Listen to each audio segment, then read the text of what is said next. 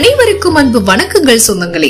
இந்த வீடியோவில் நாம் இரத்த ஓட்டத்துடன் காணப்படும் எட்டுக்குடி முருகன் சிலை அழிவிற்கான அறிகுறியா? தற்போது எட்டுக்குடி முருகன் கோவிலும் பரவலாக அறியப்பட காரணம் இந்த தல முருகனின் உடலிலிருந்து வெளியேறும் ரத்தமே. இவை எதற்கான அறிகுறி? வாருங்கள் சொந்தங்களே, தொடர்ந்து தெரிந்து கொள்ளலாம். வீடியோவிற்குள் செல்வதற்கு முன்பாக நீங்க இதுவரைக்கும் நம்மளுடைய சேனலை சப்ஸ்கிரைப் பண்ணலாம், மறக்காம பண்ணிடுங்க. திருவாரூர் மாவட்டத்தில் திருக்குவளை அருகே உள்ளது எட்டுக்குடி முருகன் கோவில். புகழ்பெற்ற மிக பழமையான முருகன் கோவில்களில் எட்டுக்குடி முருகன் கோவிலும் ஒன்று. அருணகிரிநாதர் இந்த கோவில் குறித்து பாடல் இயற்றியுள்ளார். எட்டுக்குடியில் உள்ள முருகன் வள்ளி தெய்வானை சகிதம் காட்சி தருகிறார். முருகன் என்றதும் அறுபடை வீடுகள் மட்டுமே புகழ் பெற்றதாக இருந்த நிலையில் தற்போது எட்டுக்குடி முருகன் கோவிலும் பரவலாக அறியப்பட காரணம் இத்தல முருகனின் உடலில் இருந்து வெளியேறும் ரத்தமே. இவை எதற்கான அறிகுறி? இத்தல சிறப்புகள் தான் என்ன? திருவாரூர் மாவட்டம் திருவாய்மூருக்கும் திருக்குவளைக்கும் இடையே அமைந்துள்ள பகுதிதான் எட்டுக்குடி வட்டம். திருத்துறைப்பூண்டி டு நாகப்பட்டினம் மாநில தேசிய நெடுஞ்சாலையிலிருந்து இடதுபுறம் திருவாய்மூரில் இருந்து சுமார் 3 கிலோமீட்டர் தொலைவில் அமைந்துள்ளதுதான் இந்த எட்டுக்குடி முருகன் கோவில். இதன் அருகருகே பிரம்மபுரீஸ்வரர் ஆலயம், அருள்மிகு திருவாய்மூர்லிங்கம் கோவில், வாய்முருநாதர் திருத்தலமும் அமைந்துள்ளது. இது ஒரு சூரசம்கார தலம். எட்டுக்குடி கோவிலில் முருகன் அமர்ந்துள்ள மயில் சிற்பத்திற்கு தரையின் மீதுள்ள ஆதாரம் அதன் 2 கால்கள் மட்டுமே. இங்கு முருகன் உக்கிரமாக இருப்பதால் அவரின் கோபத்தை தணிக்கும் வகையில் தினந்தோறும் பாலபிஷேகம் செய்யப்படுகிறது. பிரகாரத்தில் முருகனுடன் சூரபத்மன் வதத்திற்கு துணையாக சென்ற 9 வீரர்களின் திருவுருவமும் பிரதிஷ்டை செய்யப்பட்டிருக்கிறது. சூரசம்காரம் செய்ய முருகன் இத்தலத்தில் இருந்தே புறப்பட்டதாக நம்பப்படுகிறது. பழங்கால சித்தர்களில் ஒருவரான வான்மீக சித்தருக்கு எட்டுக்குடி முருகன் கோவிலில் ஜீவசமாதி உள்ளது. இங்குள்ள வன்னி மரத்தடியில் சமாதி பெற்றுள்ளார் இந்த சித்தர்.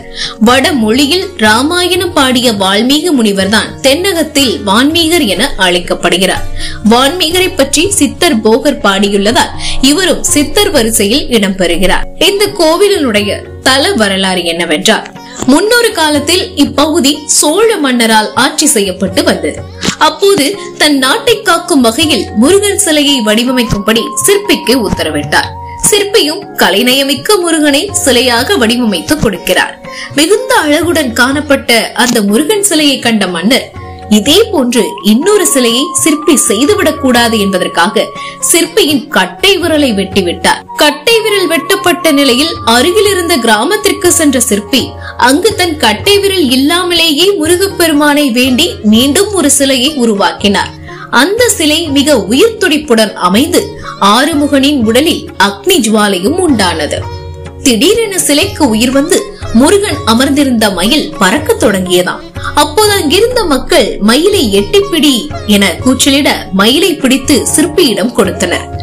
சிறப்பு பெற்ற திருத்தலம் மயிலின் நகத்தில் அந்த சிற்பி சிறிது மாறுதல் செய்ததும் மயில் பறப்பது நின்றதாம். பின்னாளில் எட்டிப்பிடி என்ற அந்த வார்த்தையே எட்டுக்குடி என்று மருவியதாக வரலாறு உண்டு. பொதுவாகவே முருகனின் காட்சியானது ஏதோ ஒருவித இனம் புரியா உணர்வை ஏற்படுத்தும். முருகன் காட்சி தரும் அழகு அனைவராலும் விரும்பத்தக்க ஒன்று. குறிப்பாக குழந்தைகள் மத்தியில் முருகனின் மீது அலாதியான அன்பிருக்கும். இத்தல முருகப்பெருமான் தன் பக்தர்களின் எண்ணங்களுக்கு ஏற்ப காட்சி அருள்கிறார். முருகனை குழந்தையாக பார்த்தால் குழந்தையாகவும், இளைஞனாக பார்த்தால் இளைஞனாகவும், முதியவராக பார்த்தால் முதியவனாகவும் காட்சி புரிவதாக பக்தர்களால் கூறப்படுகிறது. எட்டுக்குடி முருகரை தரிசித்து அவருக்கு மலர் மாலை சூடி வேண்டினால் வறுமை நீங்கும். முருகனின் திருவுருவத்தில் சந்தனம் பூசி வழிபட்டால் உடல் நலம் பெருகும். குடும்பத்தில் பிரச்சனை நிலவுபவர்கள் இந்த தல முருகனுக்கு புது வஸ்திரம் வழங்கி வழிபட்டால் பிரச்சனைகள் நீங்கி மகிழ்ச்சியான நிகழ்வுகள் அரங்கேறும் என்பது இத்தல நம்பிக்கையாக உள்ளது.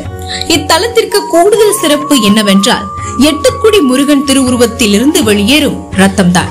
கட்டை விரல் வெட்டப்பட்ட சிற்பி அடுத்த முருகன் சிலையை வடிவமைக்க உயிரோட்டமிக்க கல்லை தேர்வு செய்தார்.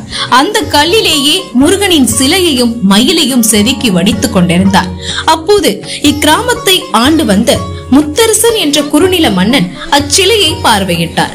முருகனை நேரில் நிற்பது போல தோற்றம் கொண்ட அந்த முருகன் சிலைக்கு அங்கேயே கோவிலை கட்டினார். இந்த முருகன் சிலைதான் எட்டுக்குடி சௌந்தரேஸ்வரர் கோவிலில் இன்றும் உள்ளது. தற்போதும் அச்சிலையிலிருந்து ரத்தம் வெளியேறுவதாக நம்பப்படுகிறது. சரி, இந்த கோவிலை நாம் எப்படி சென்றடைவது?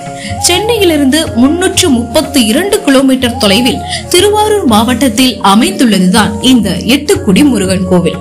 தஞ்சாவூர், திருச்சி, சென்னை, மதுரை என மாநிலத்தின் எந்த பகுதியிலிருந்தும் திருவாரூரை அடைய பேருந்து வசதிகள் உள்ளன. ரயில் மூலமாகவும் திருவாரூரை நாம் வந்தடையலாம். ரயில் நிலையத்தில் அங்கிருந்து எட்டுக்குடியை சென்றடைய பேருந்து வசதிகளும் உள்ளன. வாய்ப்பு கிடைத்தால் இந்த எட்டுக்குடி முருகனை போய் தரிசனம் பண்ணிட்டு வாருங்கள் சொந்தங்களே. எட்டுக்குடி முருகனை உங்களுக்கு பிடித்திருந்தா லைக் பண்ணுங்க, இதை நிறைய பேருக்கு ஷேர் பண்ணுங்க. மேலும் இந்த கோவிலுக்கு நீங்க ஏற்கனவே போய் தரிசனம் பண்ணிருந்தீங்கன்னா அந்த அனுபவத்தை மறக்காம எங்களோட பகிர்ந்து. மேலும் இந்த மாதிரியான ஆன்மீக வீடியோக்களுக்கு நீங்க பண்ண வேண்டியது நம்மளுடைய சேனலை சப்ஸ்கிரைப் பண்ணி சப்போர்ட் பண்ணுங்க. மீண்டும் சந்திக்கலாம் சொந்தங்களே. நமது சந்திப்புகள் அனைத்தும் சந்தர்ப்பமாகும் பொழுது. அதுவரை நன்றி, வணக்கம்.